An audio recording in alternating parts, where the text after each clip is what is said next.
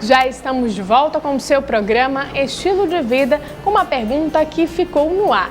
E se tratando de poder, as mídias são atualmente fortes instrumentos de influência e manipulação na educação e de construção desses novos seres adultizados.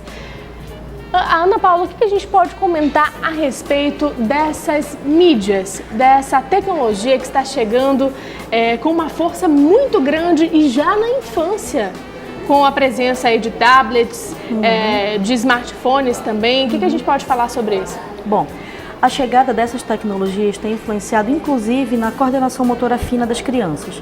Crianças de até 1 ano, crianças de até 2 anos já conseguem interagir com um tablet, com uma tela touchscreen, de uma forma muito mais eficiente e eficaz que nós, na nossa época, aprendendo a pegar no mouse, por exemplo. Então, a mídia ela vem influenciando para esse desenvolvimento precoce, mas ela também vem acompanhada do consumismo que transforma necessidade em desejo. Então, as crianças cada vez mais influenciadas pelas propagandas de brinquedos, pelas propagandas que são lançadas para diversas idades, acabam pedindo aos pais que façam as compras, que façam a aquisição desses brinquedos para elas, e nem sempre é da idade adequada. Uma das características mais importantes que a gente tem que ver é como o pai entra no mundo infantil, como esse pai ou essa mãe está acompanhando essa passagem da criança por esse desenvolvimento. Se ele se interessa pelos vídeos que ela assiste, se ele se interessa pelos jogos que ela joga, se ele se interessa pelo mundo dela, com certeza ele acompanhará e proibirá ou mudará o foco de um filme que não é adequado, que não tem a faixa etária adequada, que às vezes até tendo a faixa etária livre, mas você vê que tem cena de violência que não é bom a criança assistir. Então você tem que fazer esse controle antes, mas os pais não estão em casa. Os pais, eles estão trabalhando. Então quem faz esse controle geralmente são os cuidadores que ficam com as crianças, avós, babás, a família em geral. E nem sempre a família tem esse cuidado de observar, mas a criança tem a expectativa de que seja o pai e a mãe que faça isso, e não a avó ou o avô. Então aí se cria o primeiro problema de comunicação e de relacionamento entre pais e filhos, o não acompanhamento do mundo infantil por esses pais. Então, nesse caso, é recomendado, pelo menos já que o pai está trabalhando, ele precisa trabalhar para sustentar a sua família, é necessário que a gente consiga, que a gente possa falar com esses cuidadores, seja a família ou seja uma pessoa contratada, capacitada para lidar com a criança, sabendo esses limites e consequências no futuro. Então, realmente, é importante conversar com a família, né? É isso, Ana Paula? Exatamente. E ter em mente que o foco é a criança. O foco não é a novela da avó, o foco não é a rádio da secretária ou da babá. O foco é a criança, eles estão ali por causa da criança. Então, se eles vão ter que assistir programas que para eles não são programas talvez tão interessantes, mas para a criança é. Eles têm que levar em conta disso. Se o objetivo é esse, então vamos fazer isso. Pelo menos voltar aquele tempo, né? Exatamente. Agora, falando um pouquinho de como os pais podem tratar, a criança tem uma pergunta no ar. A melhor forma de lidar com essa criança que age como adulto é não tratá-la como adulto? A melhor forma é você saber que é uma criança e tem que ser tratada como tal, com exigências, com responsabilidades e com regalias, com regras e limites bem estabelecidos.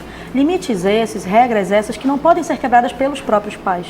Então não adianta eu dizer para o meu filho, para minha filha, você pode para esta situação e para essa mesma situação lá na frente eu falar, você não pode. Se é não, é não. Mas aí a criança faz aquele olhar do gato de botas, a criança fica toda sedutora, fica toda manhosa e o pai permite. Com isso ele vai alargando os limites dele e vai conseguindo ganhos cada vez maiores porque ele entende que esse pai e essa mãe se sentem culpados por não estar em casa. A criança é muito esperta, ela sabe disso. Nós é que somos bobos em achar que eles não têm esse entendimento, mas tem. Não estão compreendendo, né? Tem sim. Vamos para a nossa próxima pergunta a respeito de adultização. Até que ponto o comportamento dos adultos reflete nas crianças? Os adultos, eles são o modelo dessas crianças. Seja um avô, seja uma avó, seja quem cuida da criança, às vezes um professor, às vezes até um super-herói. Então esse adulto, ele vai ser o modelo desta criança. Por ser um modelo, é normal que a criança fale a linguagem do adulto. Aí vem os palavrões, vem os jargões, vem a forma de gesticular. A criança sempre vai procurar um modelo.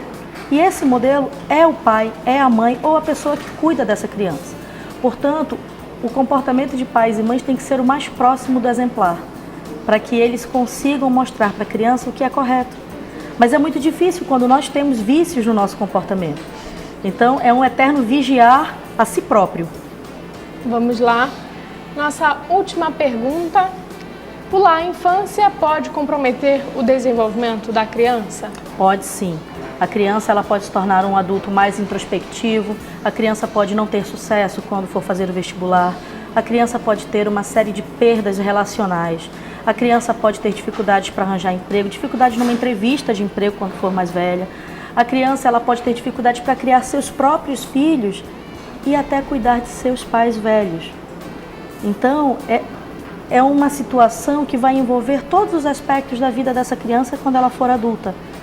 Então, cuidar agora da criança é torná-la um adulto mais adaptado. Os pais vão ter que encontrar um jogo, fazer o jogo de cintura, encontrar o equilíbrio entre tempo e filhos. Afinal de contas, eu estou aqui e as minhas estão na escola. Então, quem cuida dos nossos pequenos? Se nós estamos trabalhando. Mas os pais vão ter que equalizar isso, né?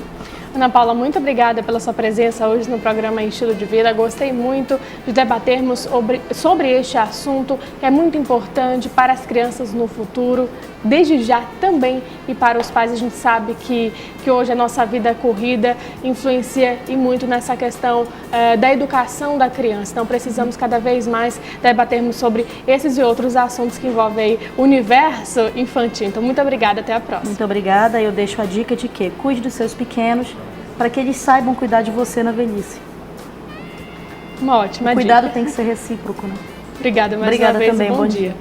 E para você que está em casa, não saia daí porque o seu programa Estilo de Vida vai para um breve intervalo, mas daqui a pouquinho a gente volta com mais dicas de saúde e bem-estar. Até lá!